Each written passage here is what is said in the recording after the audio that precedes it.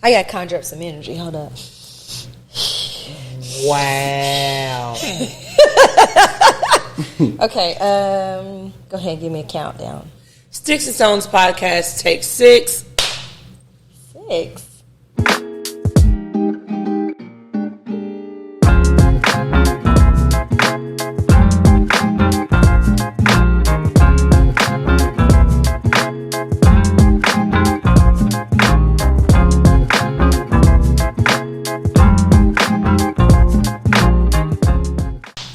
Welcome to the Sticks and Stones Cigar podcast, where we bring the cigar bar to you.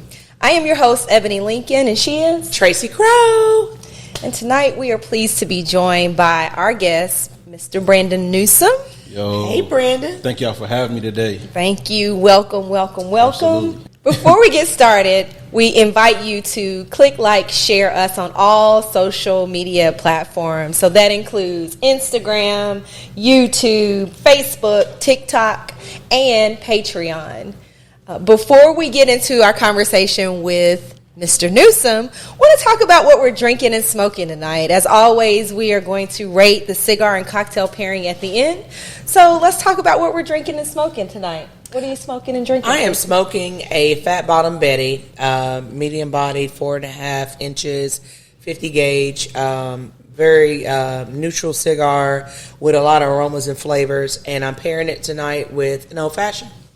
Very nice. I am smoking a Padron 6000, and this is their only torpedo in their classic series. It is a 52 gauge 5-inch cigar, and we're going to see how this smokes tonight.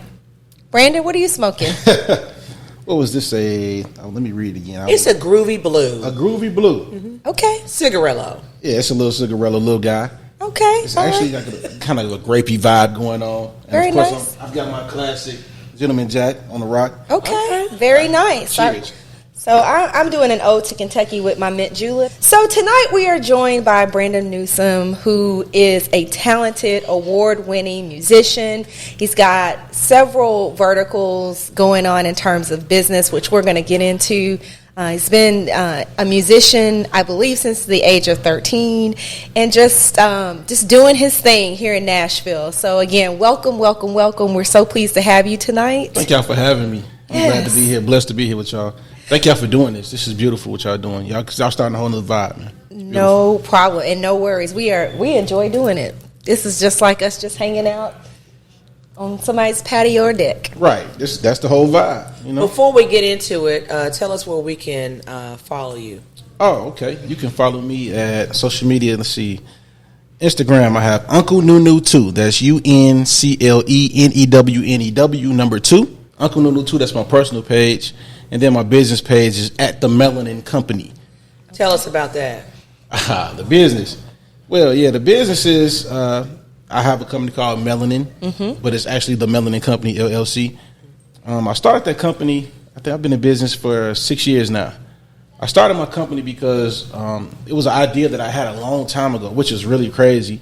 And then the way that the social climate started going with the police brutality and everything, and I was like, man, what is it about us that people love to hate the most? And it's like they love our talents, they love our gifts, they love our creativity, our intuitiveness.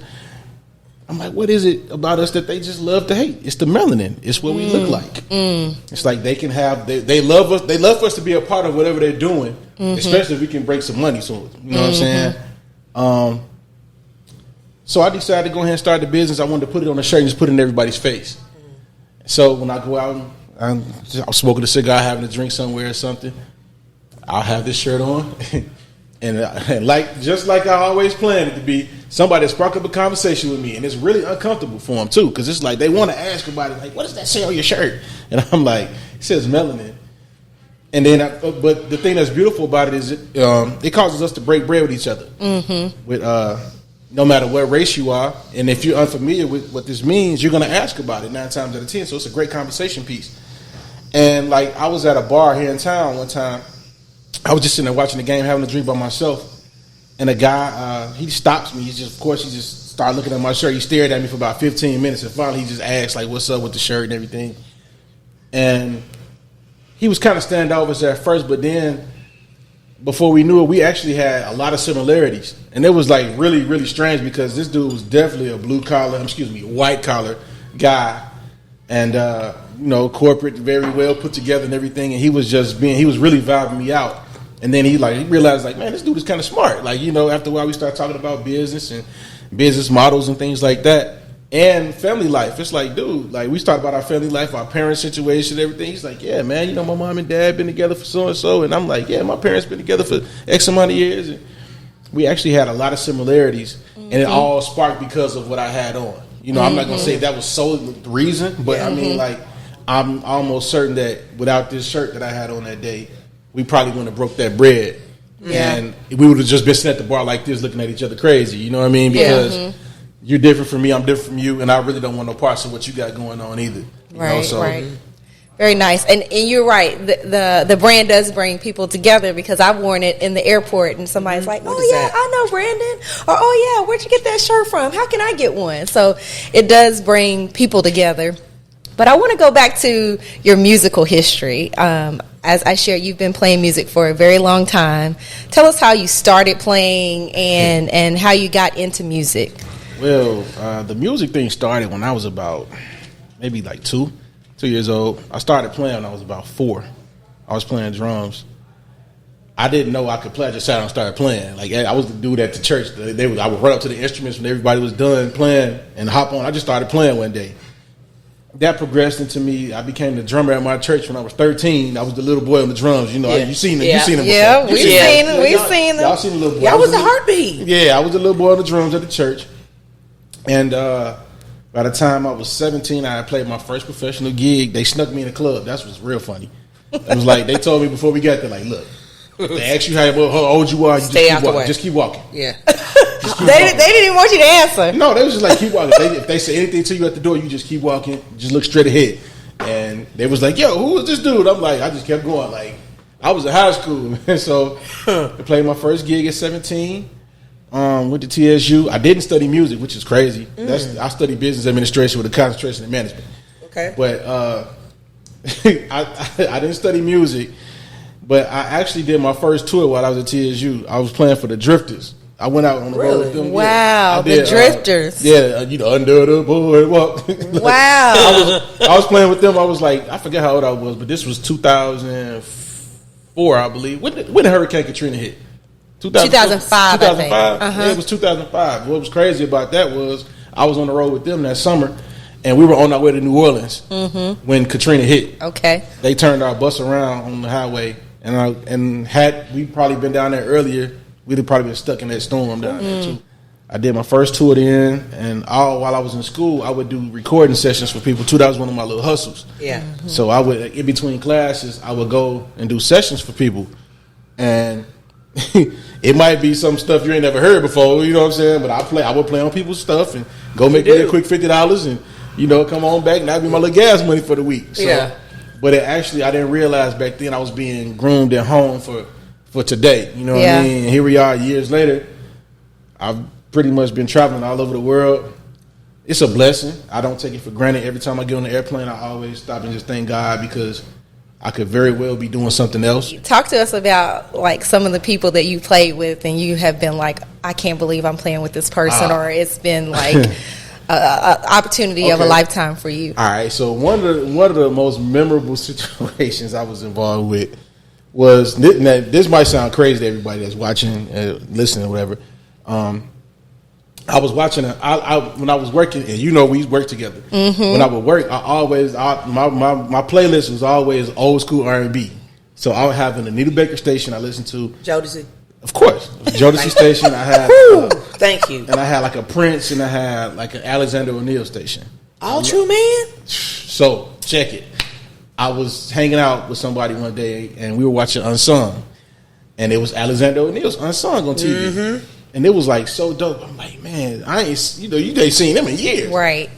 Well, the next day I got a phone call like, yo, would you mind doing some dates with us with Alexander ONeil? This was like a day or two later. Wow. So it was like literally like the law of attraction was in practice for me. So I kind of brought that into my universe.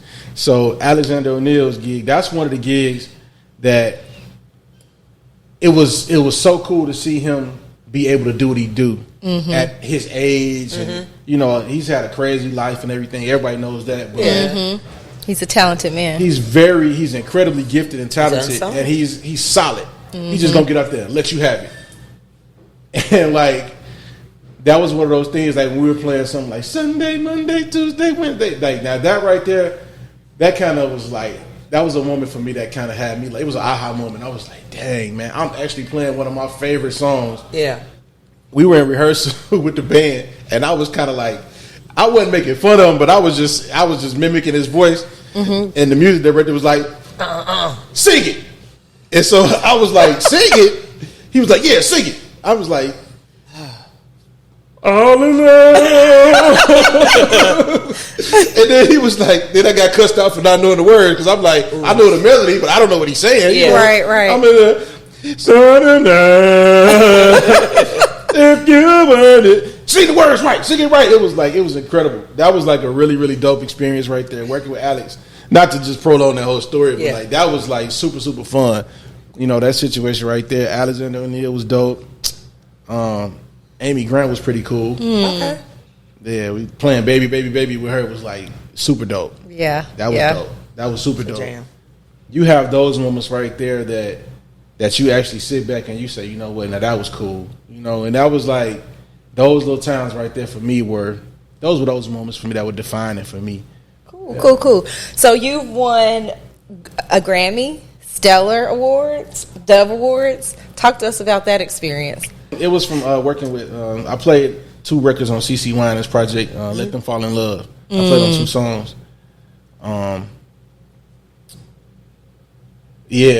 What was funny about that was I got the call to play that session. I was working at service at where we worked at before. At that place. At that place. Excuse me. They get no shout out. Yeah, I'm like, no love. But so we were working there, and I got a call. I had just got back from lunch or something. I had to tell my supervisor, like, I need some PTO. I got to go to the studio real quick. So I used some PTO. I went and played on them 2-3 songs, and that was it. And like when you do stuff like that, you never know what it's going to happen to it. Yeah. You know, so it was just, I knew who the session was for, so I was kind of like, okay, it's pretty cool. But like I said, like I always put my best foot forward whenever I'm going in to do some work with somebody in the studio or live or whatever. But because the project for me, each project that you work on is usually a business card for the next one. So, and that's like I think that's just a principle for anybody that's doing anything. You know, anything artistic or whatever. If you're just working a 9 to 5, like your work that you do every day has to be, that's going to be the thing that propels you into your destiny, your future. So I'm a believer in that. So one of the things I do is I'm going to put my best foot forward. I don't care who it's for. If it's for Stevie Wonder or if it's for some dude down the street that I don't know. Yeah. I'm going to give them the business because you never know. Lo and behold, you know, ended up being a big project. We get some awards and stuff, so it was pretty dope. But like I said, though, the thing about that whole experience, besides that, the awards, that's cool and everything, but it's about the work ethic, I think. And I was preparing myself for that even as a kid. I didn't know it. And that's where I think a lot of people miss it. They think that you can just turn the switch on. Now, granted, I do have friends that can probably do that because they're just that seasoned in their craft that they can play up or down or work up and down depending on who they're working with and stuff. But for me, I'm just like, I only know one light. There's green. I'm like, go. You know what I'm saying? I'm hit the gas. When I go, you know, I'm going. So it doesn't matter who it's for. It's just about being prepared for that moment when it comes, because the opportunities are going to come. Opportunities are going to chase your work ethic. Right. And if you ain't putting no work in, ain't opportunities going to come. Not the ones that you want. So do you read and write music or? Okay. Now that is something that's another question right there. That's pretty crazy. I can read enough to kind of get through things. Okay. I'm not the best reader. I'm not the best. Like, you put some sheet music in front of me, I might look at it like it's hieroglyphics. But I do read enough just to get through whatever I need to get through. And I can write enough to get the job done. You know, I'll write it out to make sense, to make it make sense for me. Okay. You know what I'm saying? So I'm like, I'm not the dude that's gonna be like, all right, I got all the sheet music and I'm ready to go. I'll be like, no. Every gig that I get involved with, I don't have to read and stuff like that. It's just I only do it when I have to. Like if I got a lot of music to learn, Like one time when I used to do this open mic in town, it was Shut Up and Sing open mic. Shout out to y'all, love y'all. But, Shout out. Yeah, that was our open mic we used to do back in the day. But I had that gig on a Sunday. I had another artist gig. She was flying in on a Saturday, and then I had another show that Friday. I had like 30 or 40 songs to learn for the show on Friday. That's a lot. Saturday I had she sent like 20 or 30. Yeah. And then I had 32 songs for the gig on Sunday. And this was all in one weekend. So I really honestly didn't have that much time to try to learn everything. So I did have to write. I just wrote as many charts out as I could on everything, you know? Yeah. Mm-hmm. So that's how that works for me. Your talent. You got a gift. Yes, absolutely. I received that. Thank you. Yeah. You know, but I'm working. No, you should receive that because I studied, I know how to read music and being in the band for many years. I could. And, we remember every good boy does fine always. So as soon as I get that music. Right. So, and to be able to have a talent like you, to be able to, I wouldn't know it if I didn't ask you. And everywhere you've been, everywhere I've seen you, you are a gift. Mm-hmm. Thank you. You fall in with every genre, the places and things where you've been. I'm like, that's him. I know him. Mm-hmm. So you should definitely be proud of yourself. Absolutely. Well, thank you. I appreciate that. I just want to, I'm trying to keep learning. I was thinking about going back to school just to work on that reading thing because I'm like, I got to get that down. It's like, At this point where you are, you don't need it. I just did it because I was in, third, fourth. I went from third grade all the way up to freshman year in college in the band. That is beautiful. Yeah. I wish I had that experience, man. Yeah. And what was funny, I was in the band in high school. That's what's crazy. I was the section Marching leader. band, everything. I was the section leader, but I played football, so I really couldn't be with them a lot of times. Yeah. But I was the section leader in high school and could barely read. For real? Yeah. That's what was crazy. I could barely read. I could, like I said, I could read enough to get through, and I'd be fine. I'm not going to get up there and make a fool out of myself. Yeah. But it's like I definitely wish I had that skill, because that's definitely something that can help you out a lot, especially for people like me that have a lot of music to learn all the time. But you're a natural, though. I mean, I put like I had to rehearse. My memory is incredible. I will say that. I remember things from when I was like 2 years old. I bust my head right here when I was like 1.5, 2. I remember it vividly. Yeah. So not because it was traumatic. It's just that's one of my gifts. One of my gifts is my memory. Yep. That's so good. I use that to my advantage when I'm learning and and being creative and stuff. And I do compose music as well. I'm a producer too, and that's another thing for me. But I also have learned to utilize my village. Mm-hmm. Yeah. So I hang with people that take me serious. That's the first thing that I do. I always hang with people that take me serious and people that's not going to exploit my gift or try to make me feel less than because I don't understand. I don't have the language that they have on their instrument. I can tell the keyboard player what to play, but I don't know. I can't tell you every note that's going to go in the chord that I need to play for me. I can sing it to you. I'm not a singer, but I can probably sing it really, really close to what it's supposed to be. And I just use those things and those tools to my advantage. Very, very, very nice. So just want to wrap things up with a question we ask all guests. And that is, first let me say, you are a new dad, so congratulations on becoming a dad. Yes. Shout out to my baby Bronze. Yes. Yeah. And you also teach young people how to play the drums, right? I do. I teach lessons as well. So, and you're from Chicago. So what one piece of advice, you've given so many jewels throughout this interview, but one piece of advice would you give that young African American boy in Chicago, your daughter Bronze, or some of the students that you are teaching drums right now? What's that one nugget of advice that you would give them that you've learned throughout your life and throughout your career? Dreams are free. That's one of the things that I learned in my latter years of my life. Mm-hmm. Dreams are free. They don't cost you anything to dream. So dream and go after it aggressively. Don't let anybody tell you that you can't, because a lot of times, especially in the black community, not that this is a black and white thing, but like specifically in our community, we're taught that we have to do this cookie cutter thing. You do this, you do this, you do this, and voila, your life is great. Well, sometimes everybody's story doesn't go that way. That's right. And it's no one pathway to get wealth and all that kind of stuff. So it's like your dream is your dream. And I think to the parents out here that's listening, it behooves you as a responsible adult to make your child's dream come true. Mm-hmm. I'm not saying that you have to fund it or nothing like that, but you have to make sure if your child is interested in music, if your child is interested in dancing, or if it's athletics, or if it's just business, teach them about business. Teach them about how to do it. You know, you may not have all the answers, but we got the internet now. Ain't no excuses. Mm-hmm. We got access to everything. Mm-hmm. So, if you're dreaming about something, go after it. Don't be scared of it. It's like for me, I jumped out the ship on my job. I was scared when I did it because I didn't realize what I was leaving behind at the time. I'm like, man, I'm leaving my benefits, I'm leaving this and that, my consistent salary. Mm-hmm. When I jumped ship, I found the most gratifying thing. I'm like, dang, I should have did this a long time ago. Mm-hmm. And it wasn't off the fact that I was, the money and all that stuff. That's cool, and that comes with it. But it's the fact that I was like, man, I'm doing what I really love and desire to do every day. Now, of course, it's up and down, just like anything else in life. But I've learned to make it work, and I've learned to see it through. That's the thing. That's another thing, too. If I had to give some advice, be a person that sees your things through. See your tags through. If you say you come. That's simple. You got all week to get there.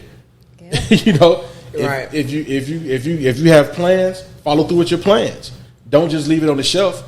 Because that's something that a lot of people do too. Is like, man, I started this book 25 years ago and I ain't finished the book yet. Finish the book. Right. What are you waiting on? And sometimes it might be a finance thing for you. Well, at least do 2-3 pages a week. You can do that. Just the amount of time you sit up on the phone, social media, watching TV, you could be doing some work. Mm-hmm. Right. You have no excuses when it comes to this. It's no excuses, man. If you got a dream, go after it aggressively. See it through. And if you don't see it through, whose fault is it? All right.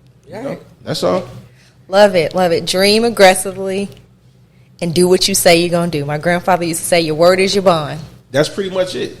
That's and people that don't do that, that's a character flaw. And I think a lot of people don't recognize that. Mm-hmm. A person that doesn't follow through, that's a character issue that you have, and you need to address that. Work on it. Yeah, that's serious. That's a character flaw, man. If you're the person that's like, you've been doing something for 3-4 years. Yeah, I said I was going. I'm going. If you get that prefix before your sin, I'm going.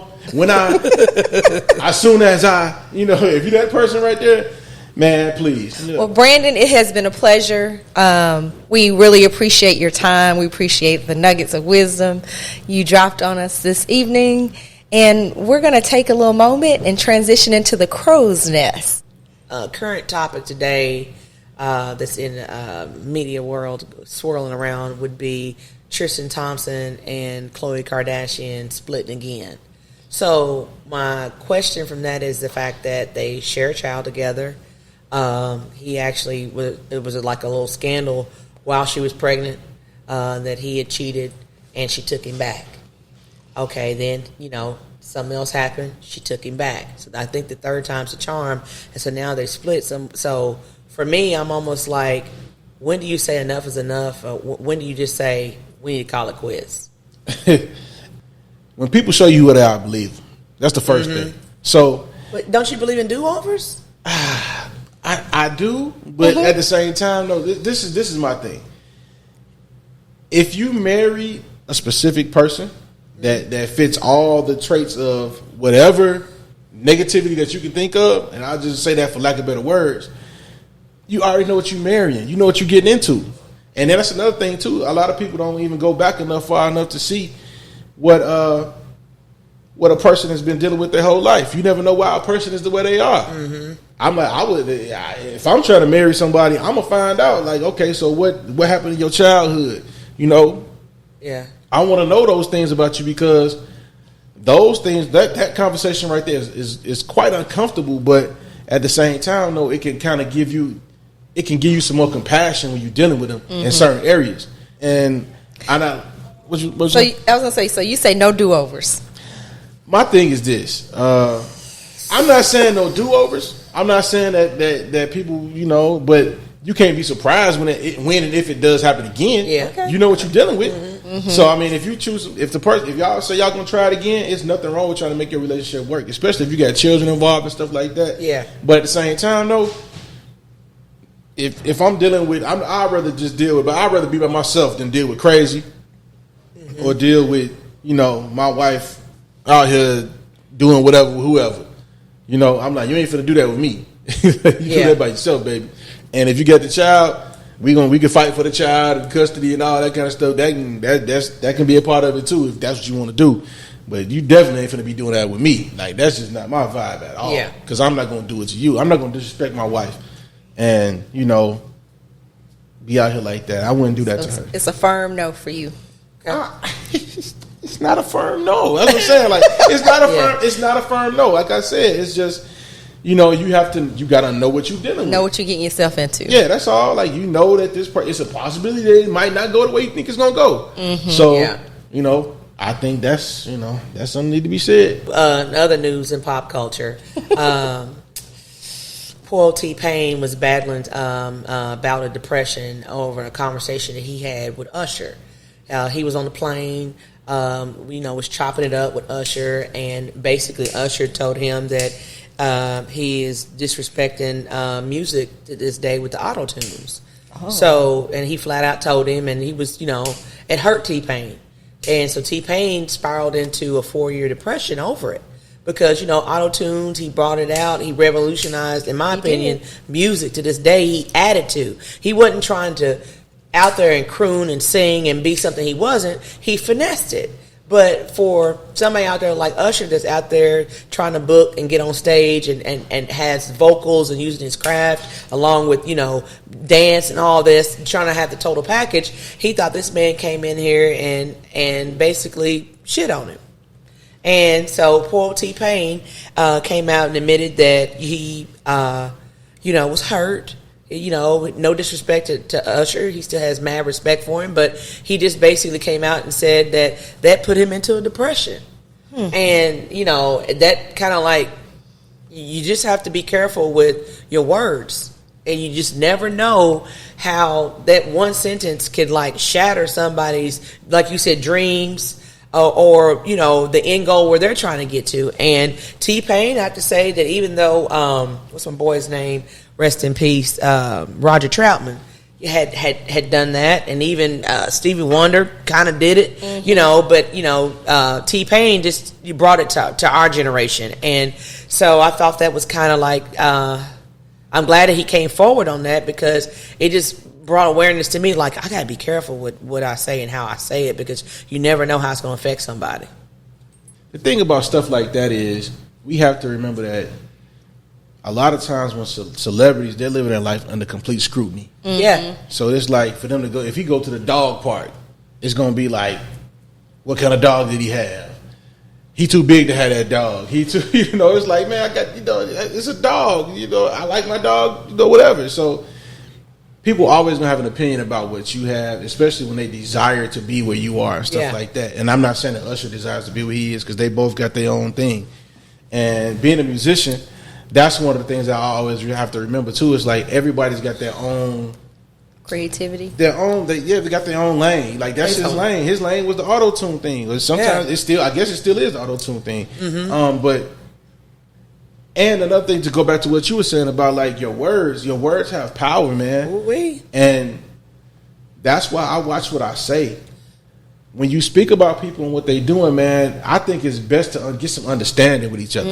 That's the issue I think a lot of people miss. Mm-hmm. It's gaining understanding. Like, if you have an issue with what I do, why not reach out to me and say, yo, bro, I don't like what you're doing. And it's okay for you to tell me that you don't like what I'm doing. It don't mean we enemies. Yeah, it just means that you don't care for my thing that I do, and I could, and it may be a question: why don't you like what I'm doing? And I may explain to you why I'm doing what I do, and that's like, okay, it might give you some compassion towards me. You might be like, okay, well, I understand now. I'm gonna shut up about you. Yeah, I have to agree to the fact, like I said, words matter. They do matter, and you have to be careful with how you throw around your words.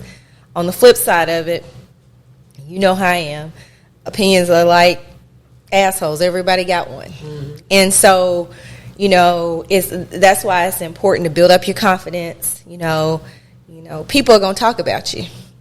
And so as much as you can do to build up your confidence, pour into the people that are around you, so that people are confident and so that they have that good self-esteem and can endure that type of scrutiny. And like you said, I know celebrities are enduring much more scrutiny than regular people. And I hate that it impacted him in that way, because not everybody can just let something roll off their back, and obviously he could not, because, like I said, mental health is a real thing, and we need to be mindful of that because words do really matter. They do. Yeah, that's crazy, and to what you were saying too. The thing is,